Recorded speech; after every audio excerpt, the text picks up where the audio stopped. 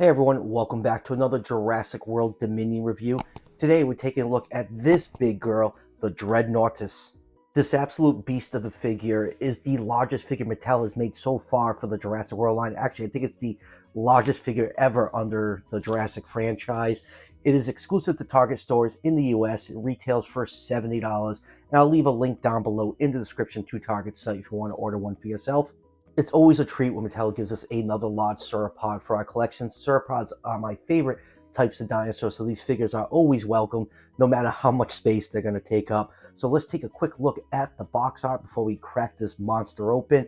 Get a picture of the Dreadnoughtus on the front. They actually used the actual toy, a little bit of photoshopping to hide the seams on it, but I do miss the actual artwork like they did with the Brachiosaurus.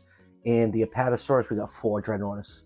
On the front of the box, you got the the Italian mountains in the background. I forgot exactly what part of Italy Dominion took place in. They kind of lost me with the stupid bugs. And then on the back of the box, we do have the same artwork to face upright, depending on how I guess Target's going to display these on the shelves. And then on this side of the box, we do have a picture of the Pyroraptor. So yeah, I already know, without even taking this the packaging, that this figure is going to be way too big for my studio. You already can see the edges of it, that the box is just absolutely massive. So I'm going to bring this thing downstairs in the living room and continue this review. And now we're set up in the living room, and look at me trying to be all fancy with the Dominion logo on the TV. That's not working out that well. And since I'm in the living room, we're joined by a couple dino assistants. Say hi, boy. It's like, yes, we're going to put a dinosaur together that's way bigger than you. And we got Mr. Kitty Cat. Hi, Merlin. Say hi. Say hi to everybody.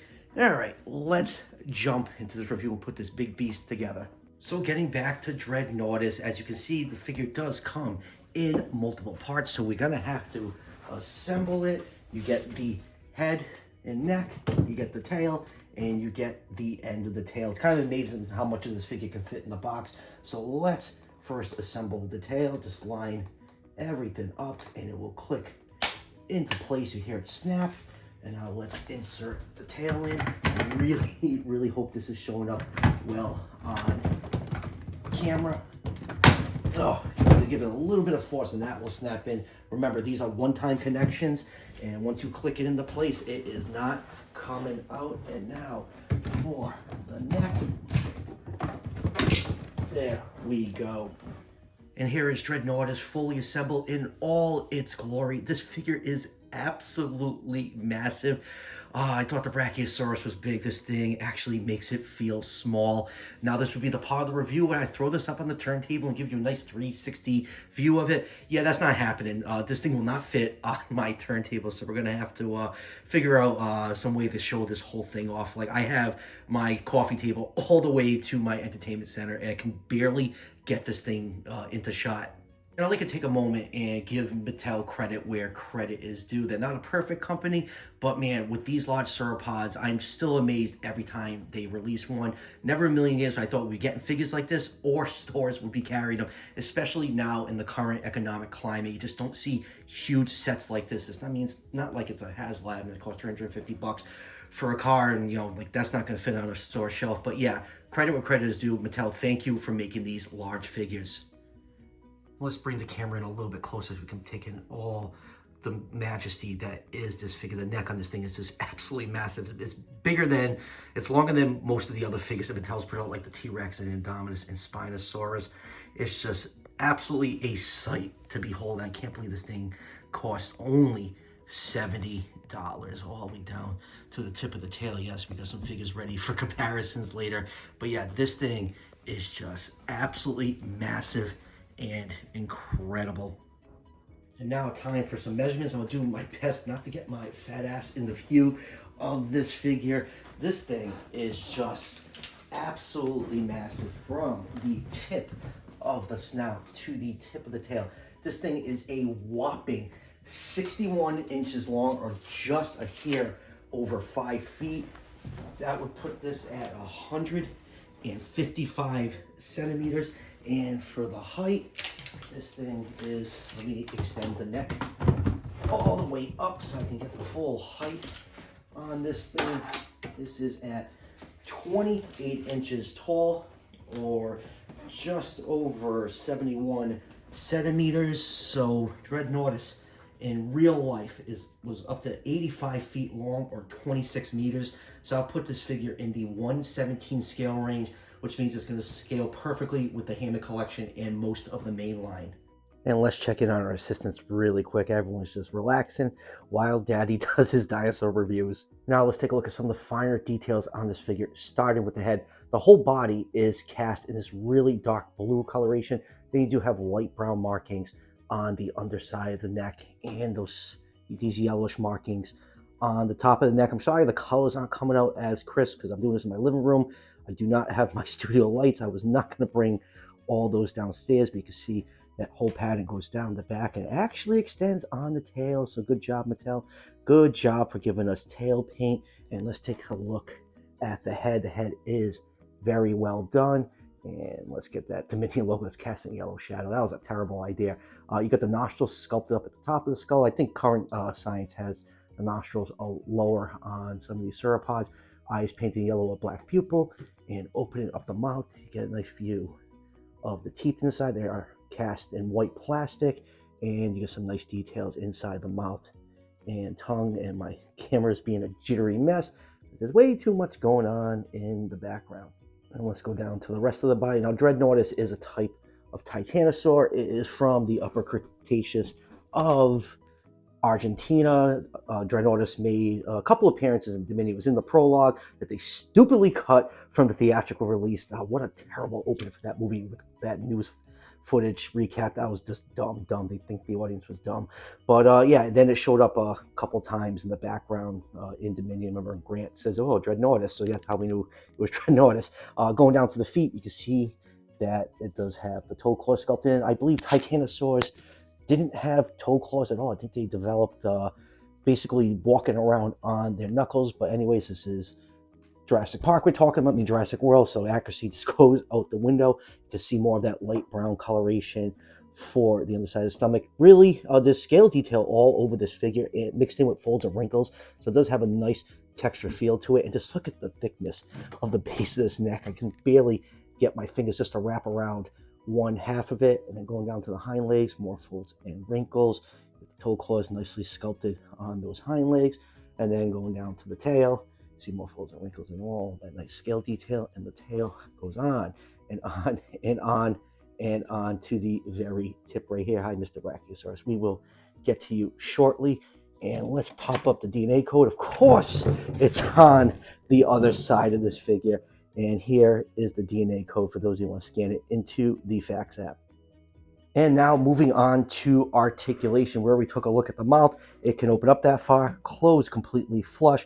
You do have a joint down here near the base of the neck that allows the neck to swing side to side. This thing is just giving me an absolute workout. You can see, I'm going to try to turn towards the camera, even though I don't know if the camera's focusing on it. You can see it just turns side to side, and then you have an up and down joint at the base of the neck. It can go up that far, and it can go down pretty far, so you can get a nice, Dreadnoughtus drinking the water. And let's raise this back up. Front legs can move forwards that far and backwards that far before they hit the belly. Hind legs can move forward that far and back that far. And then going down to the tail can move side to side, no up and down movement, and you do have rotation at the tail tips. You can position the tail tip in different positions. And almost forgot, the upper part of the neck does have rotation. And now moving on with comparisons. Here it is with a couple of the human figures. Here it is with Owen, and here it is with Claire. And next up, let's do it with a vehicle. Here it is with the Biocid Chopper. And next up, let's do it with some of the mainline figures. Here it is with the Therizinosaurus Blue. And what else we got over here? And here it is with the Raw Striker Mega Raptor. And next up, here it is with the Hammond Collection T-Rex. And here it is with the Legacy Collection Spinosaurus. Now, I wonder if Mattel's ever going to give us actual Hammond Collection sauropods. I wouldn't mind if they went back and just retooled the legs to give them a little bit more articulation. I don't care if they reuse the necks and bodies articulation on these large figures. is enough to get them in some decent poses. And speaking of Hammond Collection, definitely need a Spinosaurus and Indominus Rex, and actually even a Giganotosaurus. Like I said in my last review, really need a proper Giga. Mattel really dropped the ball on that mainline release. That figure is just terrible looking. And since this big figure is around 1/18 scale, it does work nicely with the Beast of the Mesozoic figures. This is Medusaceratops, Torosaurus, and Spiclophilis. So yeah, I don't know if Dave is ever going to get around to doing 1/18 scale sauropods. I'm actually terrified at the thought that probably going to cost like probably at least $400, but this makes a good stand-in for a 1/18 scale sauropod with the Beast of the Mesozoic. And lastly, here's a nice group shot of all the sauropods Mattel has given us over the years. I know the Dreadnoughtus is in the back and it looks a little bit smaller. Trust me, it absolutely dwarfs the Apatosaurus and Brachiosaurus. And we're actually getting another large sauropod this year. We're getting a repaint, well, a slight repaint of the Brachiosaurus. I guess it's going to have like the Dominion colors, like that little bit of that metallic blue. I did have that Brachiosaurus on pre-order, but the other day I was thinking about it. I really don't need it. I don't need another large sauropod to take up this room. I'm just kind of holding my breath that Mattel is eventually going to do a Jurassic Park 3 repaint of this Brachiosaurus mold. I'd much rather have that than just that slight recolored Dominion one. Just, you know, plus save a couple bucks. You see this channel, I buy a lot of figures. So yeah, going to make cuts here and there. We got the Impellosaurus, Spinosaurus, and the very, very sought-after Amargasaurus. Really weird that Mattel never released that one. I remember when this figure came out, it was like available online for like, from online retailers like Best Buy and Amazon for well over a year. Now the thing's like one of the more expensive figures in the line, but having all these sauropods together, the Apatosaurus is still my favorite out of the group. Apatosaurus / Brontosaurus are my favorite dinosaurs of all time, so I'm always going to lean heavily into a nice Apatosaurus figure. So final thoughts on Dreadnoughtus. I have nothing to complain about on this figure other than the sheer size of it. It's just going to be a challenge to display this in most collections, but for $70, this piece is absolutely fantastic.